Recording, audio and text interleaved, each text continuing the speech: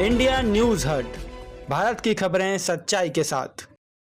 इटावा जनपद के ताका क्षेत्र में गांव में नहीं मनाते हैं रंगों की होली। स्थानीय लोगों का कहना है कि आम दिनों में इस गांव में एक भी बिच्छू नजर नहीं आता, लेकिन होली के दिन जब फाग की थाप पर सभी नाच गाने में मगन रहते हैं, उसी समय गांव के बाहर भैसान टीले पर लाखों की संख्या में बिच्छू अपने बिल से बाहर निकलते हैं।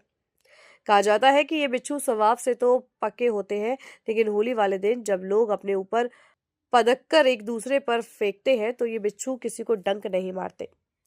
उत्तर प्रदेश की होली का नाम लेते ही फूलों की होली, लड्डुओं की होली, लठमार होली से लेकर कीचड़ वाली होली या मणिकर्णिका घाट की चिता भस्म की मसान होली का नाम तक याद आ जाता है।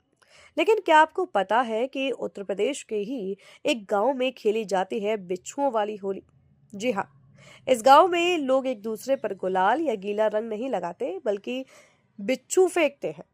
जरा सोचिए, होली वाले दिन उबले बिच्छुओं वाली होली खेलने के बाद कितने लोगों को अस्पताल दौड़ाना पड़ेगा। क्या आप हम पर यकीन करेंगे अगर हम आपसे कहें कि ये उबले बिच्छू एक भी व्यक्ति को डंक नहीं मारते?